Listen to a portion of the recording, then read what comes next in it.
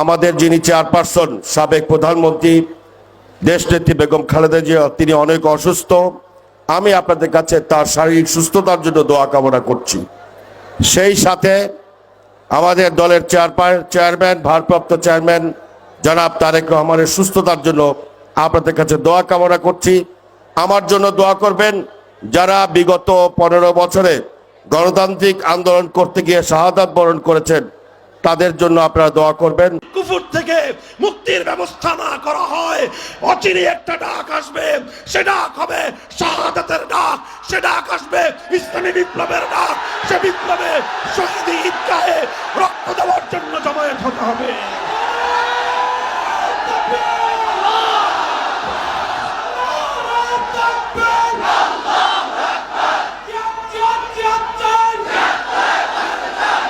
এমনকি আমাদেরকে বিরোধী দল বানাবার জন্য কিন্তু প্রস্তাব কিন্তু কম নিয়ে আসে নাই।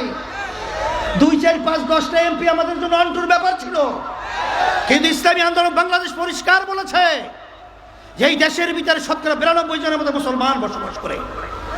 আর বারবার আমরা সিঁড়ি হতে চাই না, বারবার বরগাছা হতে চাই না।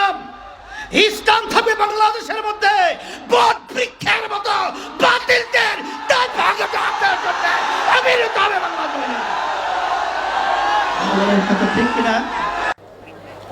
এই উপমহাদেশের এই বিভাগের বরিশাল বিভাগের কওমি মাদ্রাসা ঐক্য পরিষদের সম্মানিত নেতৃবৃন্দ, সম্মানিত ওলামা ইকরাম এবং সম্মানিত ইসলামী জনতা, আসসালামু আলাইকুম। এখন পীর সাহেব হুজুর তার গুরুত্বপূর্ণ বক্তব্য রাখবেন। আল্লামা মামুনুল হক সাহেব অত্যন্ত গুরুত্বপূর্ণ কিছু কথা বলে গিয়েছেন। আমিও সেই কথাগুলি খুব সুন্দর করে মনোযোগ সহকারে শোনার চেষ্টা করেছি। আমি আলেম সমাজের এই দাওয়াত যখন পেয়েছি, মূলত আমি লোক সংগ্রহণ করতে পারিনি। আমি চিন্তা করেছি আলেমদের মধ্যে এত বড় একটি সমাবেশ আমার এলাকায়, আমার বাড়ি কিন্তু বরিশালের চরমনাইতে, হযরত পীর সাহেব হুজুরের বাড়ির পাশে আমার বাড়ি, সেই হিসেবে আমার বাড়ির কাছে হচ্ছে, সেই কারণেই আমি মূলত আজকের এই সভায় অংশগ্রহণ করেছি। গত 15 বছর বিশেষ করে বড় বড় ইসলামী মহাসমাবেশ বা ওয়াজ মাহফিল, তাফসির মাহফিল, এগুলো মানুষ কিন্তু ভুলেই যেতে বসেছিল।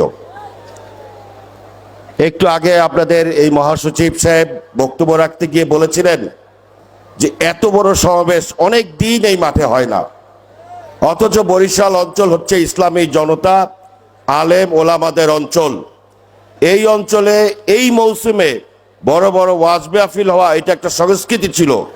গত 15 বছরে এমন একটি সরকার ক্ষমতায় ছিল, তারা এই দেশের ইসলামী বক্তা তাদেরকে গ্রেপ্তার করেছে, আলেম ওলামাদেরকে নির্যাতন করেছে, আলেম ওলামাদেরকে হত্যা করেছে। তারা এই দেশে হিন্দুত্ববাদ তৈরি করতে চেয়েছিল। আল্লাহর অসীম রহমতে সকলের প্রচেষ্টায় বাংলাদেশে এই ইসলাম বিরোধী, মানবতা বিরোধী, গণতন্ত্র বিরোধী অপশক্তির বিদায় হয়েছে। এই সময়ে আলেম সমাজ সহ সমস্ত ইসলাম প্রিয় মানুষ, গণতান্ত্রিক মানুষকে ঐক্যবদ্ধ থাকতে হবে এই ফ্যাসিবাদী শক্তি যাতে আবার মাথা উঁচু করে না দাঁড়াতে পারে। আমাদের অনৈক্যের কারণেই কিন্তু সেই ধরনের সম্ভাবনা সৃষ্টি হতে পারে। এই জন্য আলেম সমাজের সবচেয়ে বড় দায়িত্ব রয়েছে। আমি আপনাদেরকে বিরক্ত করব না। সর্বশেষ, যেহেতু আমার পরিচয় আপনারা জেনেছেন, আমি বাংলাদেশ জাতীয়তাবাদী দলের কেন্দ্রীয় কমিটির সদস্য। আমাদের যিনি চেয়ারপারসন সাবেক প্রধানমন্ত্রী দেশনেত্রী বেগম খালেদা জিয়া তিনি অনেক অসুস্থ। আমি আপনাদের কাছে তার শারীরিক সুস্থতার জন্য দোয়া কামনা করছি। সেই সাথে আমাদের দলের চেয়ারম্যান ভারপ্রাপ্ত চেয়ারম্যান জনাব তারেক রহমানের সুস্থতার জন্য আপনাদের কাছে দোয়া কামনা করছি। আমার জন্য দোয়া করবেন। যারা বিগত 15 বছরে গণতান্ত্রিক আন্দোলন করতে গিয়ে শাহাদাত বরণ করেছেন তাদের জন্য আপনারা দোয়া করবেন। আপনাদের সকলকে ধন্যবাদ। আসসালামু আলাইকুম।